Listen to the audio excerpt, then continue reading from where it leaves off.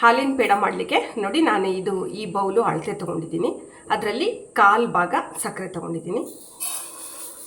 ಸಕ್ಕರೆ ಹಾಕಿದ್ದೀನಿ. ಅದು ಸಕ್ಕರೆ ಕರಗಲಿ ಒಂದು ಸ್ವಲ್ಪ ಪಾಕ ಮಾಡ್ಕೊಳ್ಳೋದಕ್ಕೆ ಒಂದು ಸ್ವಲ್ಪ ನೀರು ಹಾಕೋಣ. 1/4 ಭಾಗದಲ್ಲಿ ಮತ್ತೆ 1/4 ಭಾಗ ಅಂತೀವಲ್ಲ ಹಾಗೆ.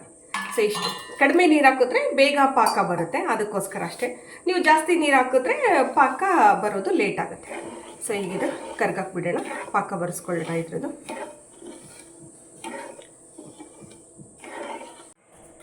ನೋಡಿ ಸ್ವಲ್ಪ ಸಣ್ಣ ಉರಿಲಿ ಇಟ್ಕೊಂಡು ತುಂಬ ಹೈ ಫ್ಲೇಮ್ ಇಟ್ಕೊಂಡ್ರೆ ಯಾವುದೇ ಸ್ವೀಟ್ ಆಗಲಿ ಲೋ ಫ್ಲೇಮು ಇಲ್ಲ ಮೀಡಿಯಮ್ಗಿಂತ ಸ್ವಲ್ಪ ಕಡಿಮೆ ಇಟ್ಕೋಬೇಕು. ತುಂಬ ಹೈ ಫ್ಲೇಮ್ ಇಟ್ಕೊಂಡು ಸ್ವೀಟ್ ಮಾಡಬಾರ್ದು, ಅದು ಟೇಸ್ಟ್ ಆಗೋದಿಲ್ಲ. ಸ್ವಲ್ಪ ಟೈಮ್ ಬೇಕಾಗುತ್ತೆ. ಸೊ ಸ್ವೀಟೇ ಹಾಗಲ್ವಾ, ಸ್ವೀಟ್ ಸಿಹಿಯಾಗಿರೋದನ್ನು ತಿನ್ನಬೇಕು ಅಂತಂದರೆ ನಾವು ಸ್ವಲ್ಪ ಕಾಯಲೇಬೇಕು. ಯಾವುದೇ ಆಗಲಿ ಸವಿಯಾಗಿರ್ತಕ್ಕಂಥದ್ದು ಸಿಹಿಯಾಗಿರ್ತಕ್ಕಂಥದ್ದು ಬೇಕು ನಮಗೆ ಅಂದರೆ ಅದಕ್ಕೋಸ್ಕರ ನಾವು ಟೈಮ್ ಕೊಡಲೇಬೇಕು, ಇಲ್ಲಾಂದರೆ ಸಿಹಿಯಾಗಿರೋದು ಸಿಗೋದಿಲ್ಲ. ಸೊ ಹಾಗಾಗಿ ಯಾವುದೇ ಸ್ವೀಟ್ ಮಾಡಬೇಕಾದ್ರೂ ಅಷ್ಟೇ ಉರಿ ಯಾವಾಗಲೂ ಕಡಿಮೆ ಇರಬೇಕು, ಆವಾಗ ಸಿಹಿ ಚೆನ್ನಾಗಾಗುತ್ತೆ, ಸ್ವೀಟ್ ಚೆನ್ನಾಗಾಗುತ್ತೆ. ಸೊ ಕರಗ್ತಾ ಇದೆ, ಇದು ಕರಗಲಿ. ಇದು ಅಷ್ಟೊತ್ತಿಗೆ ಒಂದು 7-8 ಏಲಕ್ಕಿನ ಕುಟ್ಕೊಂಬರೋಣ. ಖಾರ ಕಲ್ಲಿದೆಯಲ್ಲ ನಮ್ಮ ಮನೇಲಿ ನೋಡಿ, ಅದರಲ್ಲಿ ಒಂದಷ್ಟು 5-6 ಏಲಕ್ಕಿನ ಹಾಕಿದ್ದೀನಿ.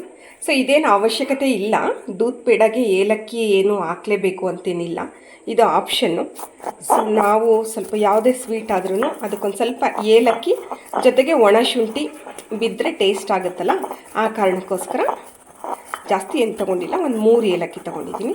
ತೊಗೊಂಡು ಅದನ್ನು ಈ ಥರ ಅರ್ದಿಟ್ಕೊಂಡ್ಬಿಟ್ರೆ ಆಮೇಲೆ ಎಲ್ಲ ಆಗಿ ಕೊನೆಗೆ ಇದನ್ನು ಹಾಕಿದ್ರೆ ಸರಿ ಹೋಗುತ್ತೆ. ಸೊ ಅಷ್ಟು ಏಲಕ್ಕಿ ಕುಟ್ಕೊಂಡಿದ್ದೀನಿ. ಸಕ್ಕರೆ ಎಲ್ಲ ಕರಗಿದೆ ನೋಡಿ, ಈಗ ಪಾಕ ಬರೋದಕ್ಕೆ ರೆಡಿ ಆಗ್ತಾ ಇದೆ. ಹಿಂಗೆ ಸಣ್ಣ ಸಣ್ಣ ಗುಳಿ ಬರ್ತಾ ಇರುತ್ತೆ.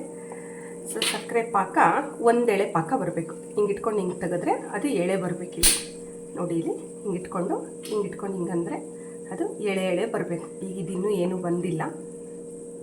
ಸೊ ಇನ್ನೂ ಒಂದು ಸ್ವಲ್ಪ ಹೊತ್ತು ಇದನ್ನು ಕಾಯಿಸ್ಬೇಕು ನಾವು ನೋಡಿ, ಹಿಂಗೆ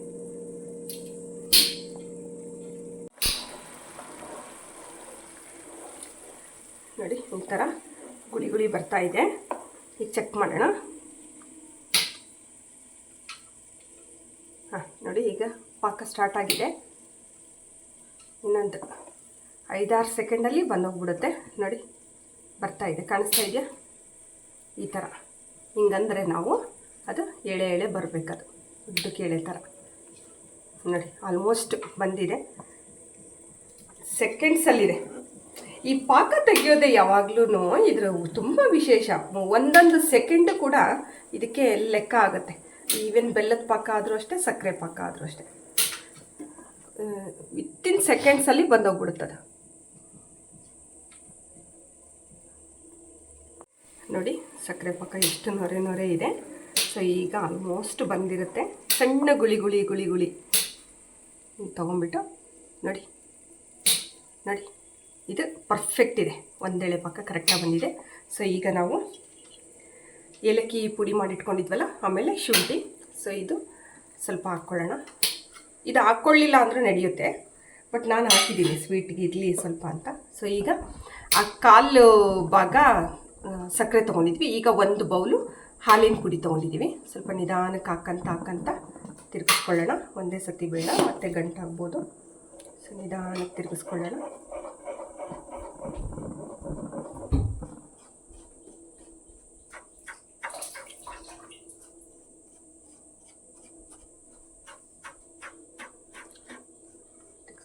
ತುಪ್ಪ ಹಾಕ್ಕೋಬೇಕು ಇದಕ್ಕೆ ಸ್ವಲ್ಪ,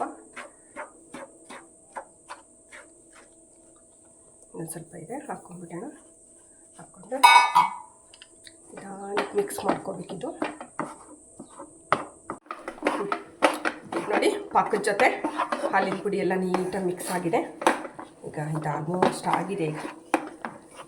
ಸೊ ಈಗ ಮಧ್ಯದಲ್ಲಿ ತುಪ್ಪ ಹಾಕ್ಕೋಬೋದು, 1 ಸ್ಪೂನು. ಮನೇಲಿ ತುಪ್ಪ ಖಾಲಿ ಆಗಿಬಿಟ್ಟಿತ್ತು, ಹಾಗಾಗಿ ನಾನು ನೋಡಿ ಇಷ್ಟಿದೆ, ಸ್ವಲ್ಪ ಹಾಕ್ಕೊತೀನಿ. ಕೈ ಗಂಟಬಾರ್ದು ಅಂತ ಅಷ್ಟೇ. ಸ್ವಲ್ಪ ತುಪ್ಪದ್ದು ಪರಿಮಳ ಬಂದರೆ ಚೆನ್ನಾಗಿರುತ್ತೆ ಸ್ವೀಟು ಅನ್ನೋ ಕಾರಣ. ತುಪ್ಪನೂ ಅಷ್ಟೇ, ಅದು ಹಾಕಲೇಬೇಕು ಅಂತೇನಿಲ್ಲ, ಇದ್ದರೆ ಹಾಕ್ಕೊಳ್ಳಿ, ಇಲ್ಲಾಂದರೆ ಸ್ಕಿಪ್ ಮಾಡಿ. ಈಗ ನೋಡಿ ಫುಲ್ಲು ತವ ಬಿಡ್ತಾ ಇದೆ, ಇದು ಬಾಣಲಿ ಬಿಟ್ಟು ಎದ್ದೇಳ್ತಾ ಇದೆ. ಈಗ ಇದು ಕ್ಲಿಯರ್ ಆಗಿದೆ. ಈಗ ಒಂದು ತಟ್ಟೆ ತೊಗೊಂಡ್ಬಿಟ್ಟು ಅದಕ್ಕೆ ಸ್ವಲ್ಪ ತುಪ್ಪ ಸವರ್ಬಿಟ್ಟು ಅದರೊಳಗೆ ಹಾಕಿ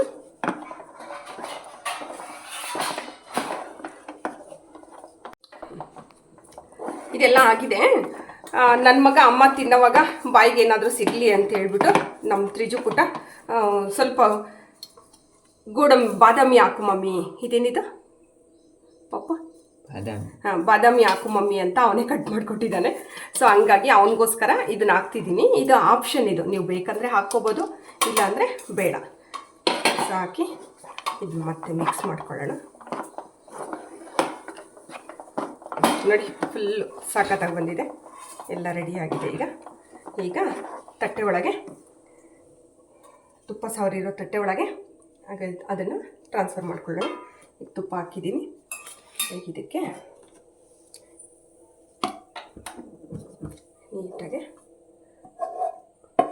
ಶಿಫ್ಟ್ ಮಾಡ್ಕೊಂಡ್ಬಿಡೋಣ.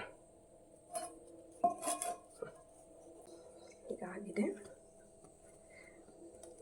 ನೋಡಿ, ಸಖತ್ತಾಗಿ ಬಂದಿದೆ. ಪಾಪು ಇನ್ನೊಂದು ಸ್ಪೂನ್ ಕೊಡು, ಇದು ಹಿಂಗೆ ಇದು ಮಾಡೋಣ, ಸ್ವಲ್ಪ ಕೊಡುತ್ತೆ.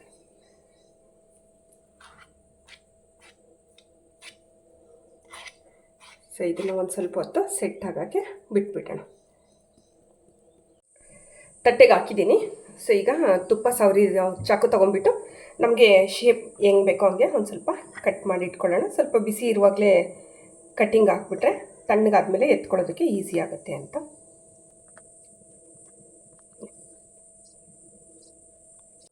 ಈಗ ಶೇಪ್ ಹಾಕಿಟ್ಟಿದ್ದೀನಿ. ಸೊ ಮೇಲೆ ಇದು ನಮ್ಮ ಪಾಪುಗೋಸ್ಕರ, ಅವನಿಗೆ ತಿನ್ನಬೇಕಾದ್ರೆ ಸುಮ್ಮನೆ ಪ್ಲೇನ್ ತಿಂದರೆ ತಿಂದಂಗೆ ಆಗೋದಿಲ್ಲಂತೆ, ಅದಕ್ಕೆ ಏನಾದರೂ ಹಾಕು ಮಮ್ಮಿ ಅಂತ ಹೇಳ್ದ. ಸೊ ದ್ರಾಕ್ಷಿ ಗೋಡಂಬಿನ ಡೆಕೋರೇಟ್ ಮಾಡ್ತಾ ಇದ್ದೀನಿ ಅಷ್ಟೇ. ಇದು ಬೇಕಂದರೆ ಹಾಕೋಬೋದು, ಬೇಡ ಅಂದರೆ ಬೇಡ.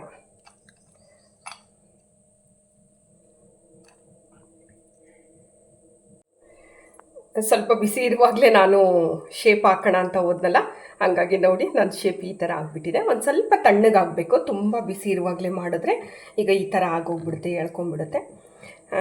ಈಗ ಇದೆಲ್ಲ ಆಗಿದೆ, ರೆಡಿಯಾಗಿದೆ. ದ್ರಾಕ್ಷಿ ಗೋಡಂಬಿ ಎಲ್ಲ ಮೇಲೆ ಡೆಕೋರೇಟ್ ಮಾಡಿದ್ದೀನಿ. ಸ್ವಲ್ಪ ತಣ್ಣಗಾಗಲಿ, ತಣ್ಣಗಾದ್ಮೇಲೆ ಪೀಸ್ಗಳನ್ನು ಎತ್ಕೊಳ್ಳೋಣ.